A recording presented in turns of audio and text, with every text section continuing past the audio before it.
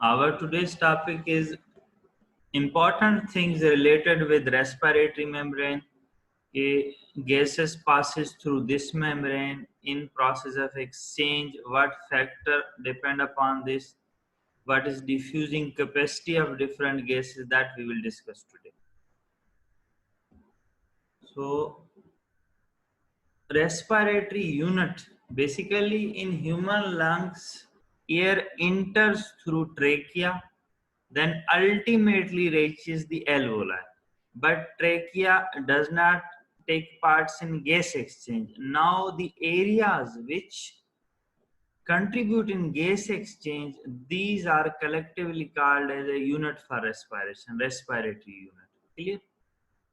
This is also called as respiratory lobule, which is composed of a respiratory bronchiole, alveolar duct, atria and alveoli. इसको समझे, आपके यहाँ क्या लिखा है, टर्मिनल ब्रोंक्यूल। टर्मिनल ब्रोंक्यूल के बाद ये देख रहे हैं, ये गोल गोल बैलून लाइक स्ट्रक्चर यहाँ पे एक्सचेंज होगी। इससे पहले ये बैलून स्ट्रक्चर नहीं है, तो टर्मिनल ब्रोंक्यूल तक जो लंग्स के अंदर एयर आती है, दैट इज कॉल्ड के present in conductive zone, that is a part of anatomical dead space. Now after the terminal bronchiole जो एरिया होगा लंग्स का, वहां एक्सचेंज ऑफ गैसेस होगी। So this area after the terminal bronchiole, that will be, this bronchiole is called as respiratory bronchiole, with this called respiratory bronchiole लिखा हुआ देख। Respiratory bronchiole के साथ ये एल्वुलर डक्ट, एल्वुलर सेक यानी एल्वुलर खुद, atrium, ये चीजें होती, इनको कलेक्टिवली कहते हैं रेस्पिरेशन का एक यूनिट। इस एरिया के अंदर एक्सचेंज ऑफ गैसेस होती। नाउ जिस मेम्ब्रेन को गैस क्रॉस करती है कि एल्वोलाई में आए या एल्वोलाई से जाए, अब किस चीज को क्रॉस करेगी उसको कहते हैं रेस्पिरेटरी मेम्ब्रेन। क्लियर?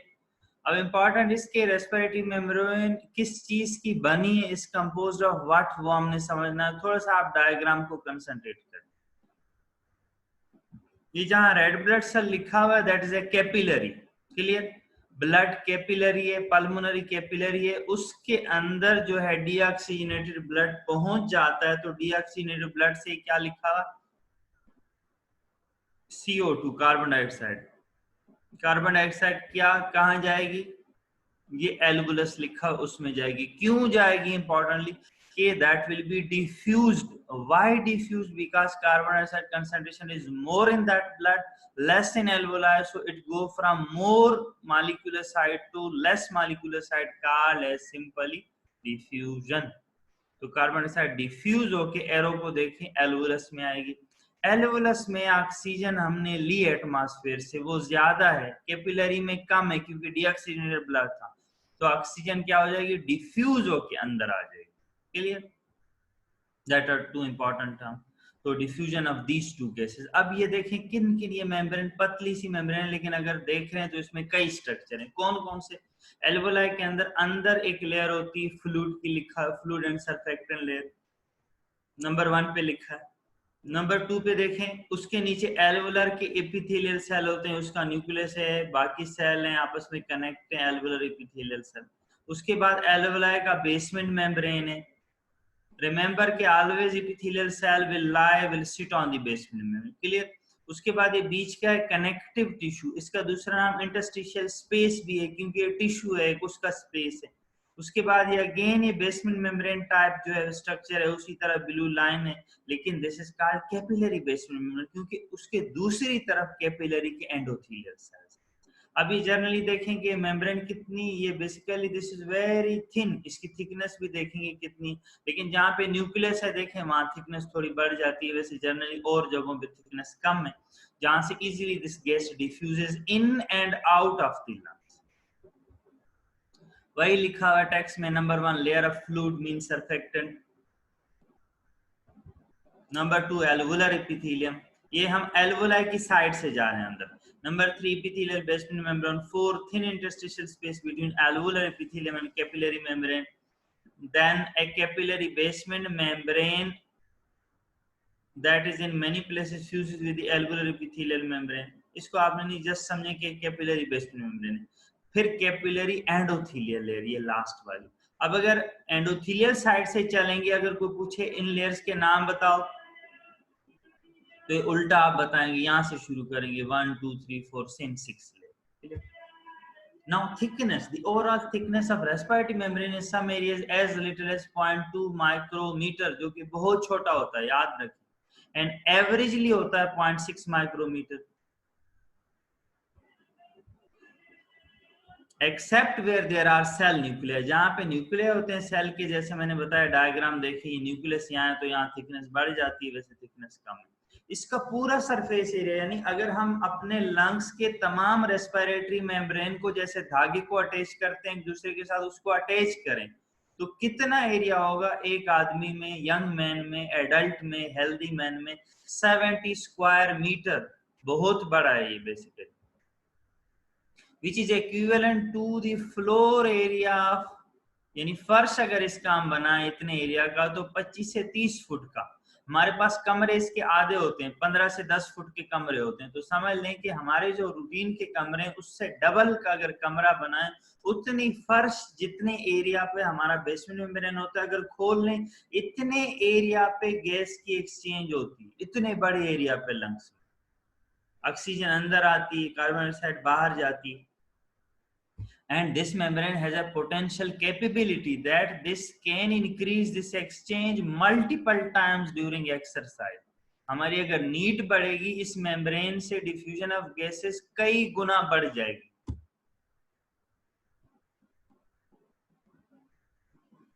Importantly के what are the factors that affect rate of diffusion through this membrane? उसमें सबसे पहले थिकनेस ऑफ मेम्ब्रेन। क्या समझते हैं, मेम्ब्रेन थिक ज्यादा होगी तो डिफ्यूजन कम हो जाएगी, सिंपल सी, गैस को दूर जाना पड़ेगा, मुश्किल से जाएंगे मॉलिक्यूल, तो थिकनेस से इनवर्स रिलेशन है। सरफेस एरिया, जितनी मेम्ब्रेन का एरिया ज्यादा होगा, अगर किसी बीमारी से जो है हम बता रहे हैं 2 कमरे जितनी मेम्ब्रेन है आधी रह गई, तो सिंपल ही बात है डिफ्यूजन कम हो जाएगी। तो सरफेस एरिया जितना ज्यादा होगा डिफ्यूजन ज्यादा होगी। Diffusion coefficient of the gas, ये गैस की अपनी प्रॉपर्टी है, we have discuss that in our previous lecture के each gas have a personal capability to cross that membrane. वो सबसे ज्यादा हमने कहा कार्बन डाइऑक्साइड की होती है, ऑक्सीजन के कंपेयर में 20 टाइम ज्यादा होती है। पार्शियल प्रेशर डिफरेंस, इंपॉर्टेंटली इसको समझें, अगर कार्बन डाइऑक्साइड यहाँ जितने मॉलिक्यूल हैं उतने एल्वुलाई में है, तो क्या कार्बन डाइऑक्साइड जाएगी वहां? नहीं जाएगी। कार्बन डाइऑक्साइड एक तरफ बहुत ज्यादा है, वहां अगर बहुत कम कर दें तो और तेजी से जाएगी। ऑक्सीजन का हम जो है पार्शियल प्रेशर यानी दोनों तरफ का फर्क बढ़ा दें प्रेशर का, तो मोर रैपिडली डिफ्यूजन होगी। ये लास्ट पॉइंट है, पार्शियल प्रेशर डिफरेंस, इसके साथ डायरेक्ट रिलेशन है। Now diffusing capability of the respiratory membrane, ये क्या है? द एबिलिटी, ये इसको समझें थोड़ा आप।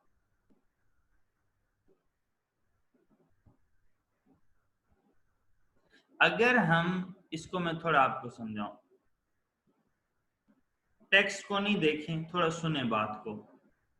एक्सपेरिमेंटली अगर हम ये करें कि एक रेस्पिरेटरी मेम्ब्रेन लें, उसके दोनों तरफ हमने एक गैस रखी है, सपोज करते हैं हमने वो ऑक्सीजन रखी, उसका पार्शियल प्रेशर का फर्क 1 रखा है, मतलब एक तरफ ऑक्सीजन का पार्शियल प्रेशर जो है वो 100 है सपोज करें, दूसरी तरफ 99 है, तो 100 से 99 की तरफ जो है पार्शियल प्रेशर का डिफरेंस है, वो मूव करेंगे मॉलिक्यूल।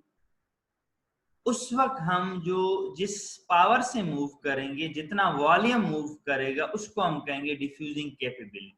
पढ़ते हैं इसको। The ability of the respiratory membrane to exchange a gas between alveoli and pulmonary blood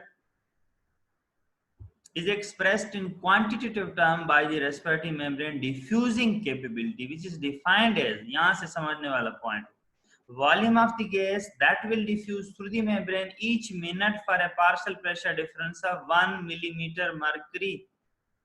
Clear? अब ऑक्सीजन की हम कैलकुलेट करेंगे कितनी बनेगी। In an average young man the diffusing capability for oxygen under resting condition average is 21 ml per minute per millimeter mercury, यानी 1 millimetre mercury अगर हम difference करें या एवरेज कैलकुलेट करके 1 मिलीमीटर पर पे बताएं, तो 21 ml ऑक्सीजन डिफ्यूज होगी। The mean oxygen pressure difference across the respiratory membrane during normal quiet breathing is about 11 millimeter mercury. ठीक है, डिफरेंस कह रहे हैं नॉर्मल कंडीशन में जो है पार्शियल प्रेशर का वो 11 होता है. Multiplying this pressure by the diffusing capability, हम कह रहे हैं कि ऑक्सीजन की डिफ्यूजिंग कैपेबिलिटी क्या है. नॉर्मली पीछे हमने क्या पढ़ा, 21. ठीक है, तो 21 डिफ्यूजिंग कैपेबिलिटी 21 को हम 11 से मल्टीप्लाई करेंगे तो टोटल कितना आ जाएगा, ये आ जाएगा आपका अबाउट जो है 11, क्योंकि एक पार्शियल प्रेशर डिफरेंस पे 21 ml क्रॉस होती है तो 11 के डिफरेंस पे कितना होगी, 21 into 11, तो total 230 ml of oxygen diffusing through the respiratory membrane each minute. यानी एक मिनट में हमारे रेस्पिरेटरी मेम्ब्रेन से 230 ml ऑक्सीजन क्रॉस होके अंदर जाती है ब्लड में. ठीक है, which is equal to rate at which resting body use oxygen. ये नॉर्मल रेस्ट की बात हो रही है, तो जितनी ऑक्सीजन अंदर जाएगी उतनी डेफिनेटली हमारी बॉडी यूज करेगा. जब हमारी बॉडी की यूजेज बढ़ जाएगी तो ये कैपेबिलिटी भी, डिफ्यूजिंग कैपेसिटी बढ़ जाएगी. मेम्ब्रेन के पास एक है एबिलिटी कि this can increase this diffusing capacity. ठीक, अब कार्बन डाइऑक्साइड की डिफ्यूजिंग कैपेसिटी क्या है. The diffusing capacity for carbon dioxide had never been measured because carbon dioxide diffuse through the respiratory membrane so rapidly, because this diffuses 20 times more rapidly than oxygen, remember, so it is difficult for us to calculate this. ठीक है, the average difference is less than 1 millimeter mercury. Even with current available condition, this difference is too small to be measured. Now we will measure what? We will measure this diffusing capacity indirectly through oxygen. How? The diffusing coefficient for carbon dioxide is slightly more than 20 times that of oxygen. One would expect a diffusing capacity for carbon dioxide under resting condition of about 400 to 450 ml per minute. ये कैसे calculate करते हैं, oxygen वाली से जो oxygen की है 230 उसको हम डिवाइड कर देते, मल्टीप्लाई कर देते हैं 20 टाइम्स से, 20 से तो इतनी आ जाती. ठीक, एंड ड्यूरिंग एक्सरसाइज ये कैपेसिटी 1200 टू 1300 ml हो जाएगी, बढ़ जाएगी. क्लियर. अब मेजरमेंट हमने, how we measure the oxygen diffusing capacity. Clinically in a laboratory, that diffusing capacity was measured through a technique known as carbon monoxide method. Remember, this is a laboratory technique. Most of the time आप student क्या होता है, जब इस कोई भी laboratory के method को पढ़ते हैं, आप लोग ये बात ज़हन नशीन कर लें, जब आप लोग पढ़ते हो अक्सर हमारे पास उनके क्वेश्चन आते हैं, पूछते हैं कि सर ये क्या है. जैसे कि कंप्लायंस के अंदर कई स्टूडेंट्स को कंफ्यूज था, तो बात ऐसी बातें होती हैं जो बुक लिखता है एक्सपेरिमेंटल, वो प्रैक्टिकली आप हमारी बॉडी पे अप्लाई न करें तो फिर आपको बेहतर समझ आएगा, नहीं तो उसमें आप फंस जाएंगे, कंफ्यूज हो जाएंगे. तो सिंपली ये साइंटिस्ट ने पहली दफा जब बताया कि ऑक्सीजन की कितनी, उसके लिए ये टेक्निक उन्होंने यूज की, जस्ट इतना याद करना, उसका नाम है कार्बन मोनोऑक्साइड मेथड. तो सिंपली उन्होंने कार्बन मोनोऑक्साइड गैस यूज की होगी. अब इसको पढ़ते हैं क्या लिखता है. Measuring the partial pressure of oxygen in pulmonary capillary blood is so difficult and imprecise that it is not practical to measure oxygen diffusing capacity by such a direct procedure. हम डायरेक्टली मेजर नहीं कर सकते, लेकिन पीछे हमने बताया कि oxygen की तो इतनी है, वो फिर कैसे पता चला. अब आते हैं उस पे. To obviate the difficulty in counting and measuring oxygen directly, physiologists usually measure carbon monoxide diffusing capacity. Instead, then calculate the oxygen diffusing capacity. किस तरह कैलकुलेट करते हैं कि दोनों का कोएफिशिएंट हमें पता है, तो जो ऑक्सीजन कार्बन डाइऑक्साइड की आती है, फिर ऑक्सीजन के कोएफिशिएंट के हिसाब से हम उसको मल्टीप्लाई कर लेते हैं तो आंसर आ जाता है.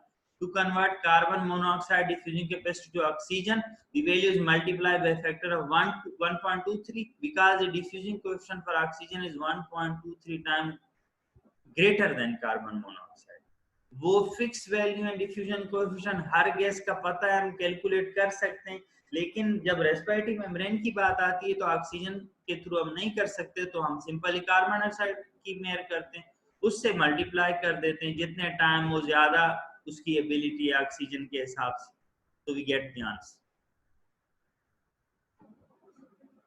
इस ग्राफ को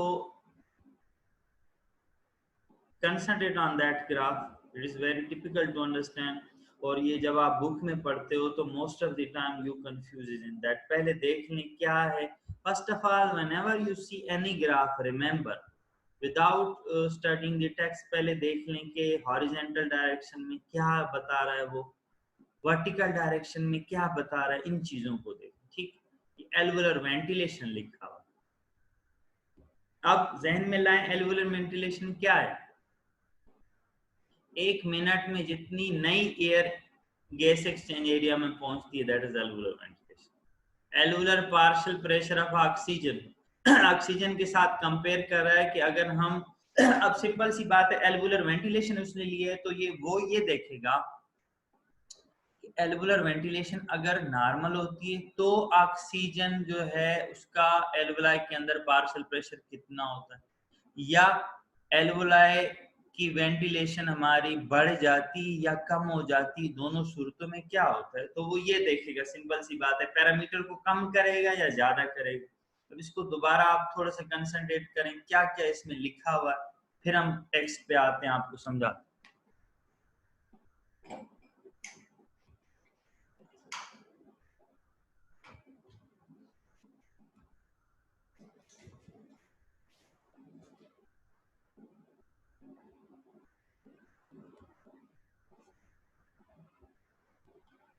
Now this show the effect of alveolar ventilation and rate of oxygen absorption into the blood.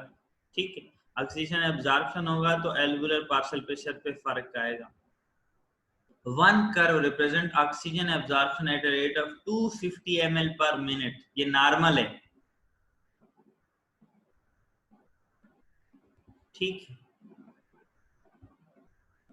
And the other curve represent at a rate of 1000 ml per minute. अब ये देखें कहाँ 1000 है, कहाँ 250, यहाँ है ऊपर लिखा हुआ, ये 100 है हमारा. ठीक, 1000 सॉरी नीचे लिखा हुआ. अब at a normal ventilatory rate, इसको समझें, हमारा वेंटिलेशन का रेट नॉर्मल हो कितना, 4.2 लीटर पर minute. Clear. And N oxygen consumption of 250 ml per minute, ये भी नॉर्मल है. नॉर्मल की बात हो रही. द नॉर्मल ऑपरेटिंग पॉइंट जो इस फिगर में वो है ए. अब हम देखते हैं क्या है. ये बात ये कर रहा है कि अगर हम नॉर्मल हमारी वेंटिलेशन हो रही जिसको 4.2, अब 4.2 हमारा, ये देखें एरो को, हमारा तकरीबन यहाँ आएगा. ठीक, इसको मैं ऊपर ले जाता हूँ तो ये इस एरो इस डॉट के साथ आएगा. डॉट को सीधा ही नीचे ले आना 90 एंगल पे, तो जहाँ पे क्रॉस करेगा एल्वुलेशन पे 4.2 है. इसको समझो. और ऑक्सीजन कंजम्पशन उस वक्त कितनी हो रही, ये क्या बात कर रहा है, वो ऊपर उसने अलग से लिखा है कि 250 ml पे. सही है. उस वक्त ये पॉइंट ए है. ये कंजम्पशन लाइक कंजम्पशन इसमें से नहीं है जो आप इस तरफ देख रहे हैं. याद रखें ये 100 के ऊपर ये लाइन जो यहाँ पे ये पार्शियल एल्वुलाई का पार्शियल प्रेशर 104 होता है उसको डिनोट कर रहा है. Clear. Normal alveolar partial pressure of oxygen ये लिखा हुआ है. क्लियर. अब दूसरी बात में आए.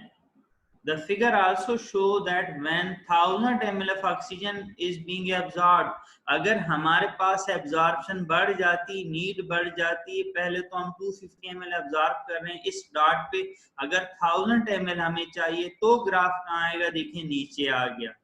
और ये ग्राफ इंटरसेक्ट किस पॉइंट पे करेगा, एल्वुलर वेंटिलेशन के उस पे आते हैं. The rate of alveolar ventilation must increase fourfold to maintain the partial pressure of oxygen at the normal value of 104. ये कह रहे हैं कि 104 पे तभी मेंटेन रहेगा जब हमारा एल्वुलर वेंटिलेशन बढ़ जाए. ग्राफ में कितना बढ़ जाए, पहले कितना था 4.2, ये कह रहा है 4 दफा बढ़ जाए. 4.2 को 4 टाइम्स मल्टीप्लाई करेंगे तो 16 पॉइंट समथिंग या 17 आ जाएगा. अगर हम 15 और 20 का बीच देखेंगे यही पॉइंट आ रहा है 17 18 यहाँ. ठीक, तो ये बात कर रहा है सिंपल. दोबारा हम ग्राफ को देख. ए है नॉर्मल पॉइंट जिसमें एल्वुलर प्रेशर 104 है, नीचे वेंटिलेशन 4.2 है. अब अगर हमें ज्यादा ऑक्सीजन चाहिए इसी पार्शियल प्रेशर पे मेंटेन हो तो डेफिनेटली एल्वुलर वेंटिलेशन बढ़ जाएगी, हम ज्यादा जल्दी सांस लेंगे. तकरीबन यहाँ 18 जो है लीटर पर मिनट या 17 पॉइंट समथिंग यहाँ, जो कि 4 फोल्ड टू 5 फोल्ड है. क्लियर. तो ये ग्राफ ये बात कर. Another effect show that even at extreme increase in alveolar ventilation can never increase the alveolar partial pressure above 149 as long as the person is breathing normal atmospheric air at sea level, because 149 is the maximum partial pressure in humidified air. If the person breathes gases that contain partial pressure of oxygen higher than 149, the alveolar partial pressure can approach this higher pressure at high rate of ventilation. अब ये बात को समझिए, ये क्या कह रहा है? ये बात ये कर रहा है, देखें कि हमारा जो ये लाइन देखें,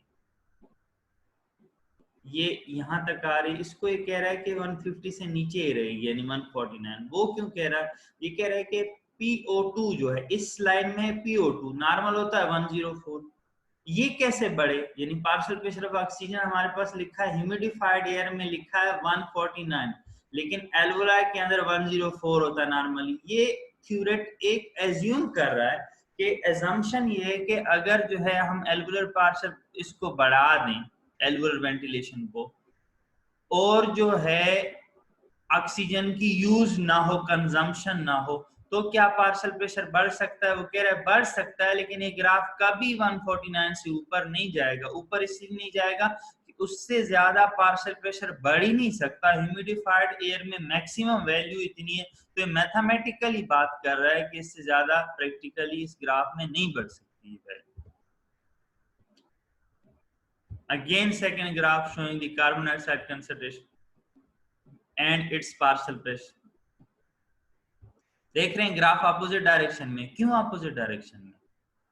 थोड़ा सा इस पे कंसंट्रेट करें। आप क्या समझते हैं इस ग्राफ और उस ग्राफ में बड़ा फर्क क्या है? ये उल्टा है उसकी। क्यों उल्टा? Because carbon dioxide level is decreasing. Remember, level कम क्या होता है? एल्वोलाई में तो बढ़ता है, ब्लड में कम होता है। ठीक है, एल्वोलाई में क्या बढ़ता है, अंदर से ज्यादा आता है। तो ऑक्सीजन उसके अपोजिट है। ठीक है, ऑक्सीजन अंदर जा रहा है, कार्बन डाइऑक्साइड बाहर जा रही है, तो ग्राफ भी अपोजिट होंगे। Show the effect on the alveolar partial pressure of carbon dioxide of both alveolar ventilation and to rate of carbon dioxide excretion 200 and 800 ml per minute।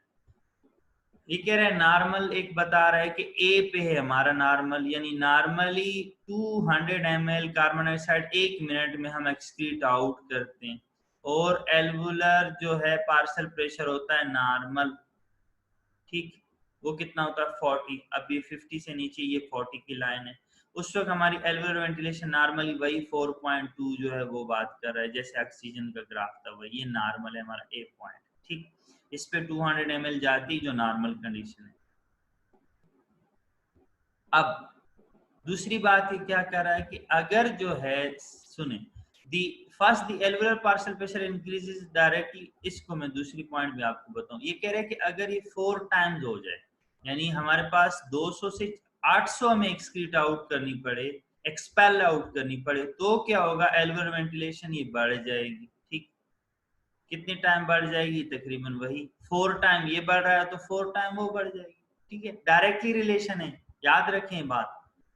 Direct relation है कि 800 ml के लिए वही 15 के बाद ये तकरीबन 16 पे इंटरसेक्ट कर रहा है। 4 into 4 टाइम एल्वुलर वेंटिलेशन भी बढ़ जाएगी। क्या लिखा आप सुने, alveolar partial pressure increases directly in proportion to rate of carbon dioxide excretion at represent by 4-fold elevation of the curve. 800 और जो है 200, 4 गुना फर्क है। Second, the alveolar partial pressure of oxygen decreases in inverse proportional to alveolar ventilation. Therefore, the concentration and partial pressure of both oxygen and carbon dioxide in the alveoli are determined by the rate of absorption and excretion of the gases and by the amount of alveolar ventilation. यानी अब ये था experiment. अब समझिए, practically हम ये बात करेंगे कि हमारे लंग्स के अंदर ऑक्सीजन की यूजेज बढ़ेगी तो हमारी वेंटिलेशन बढ़ जाएगी, ज्यादा मर्तबा हम सांस लेंगे।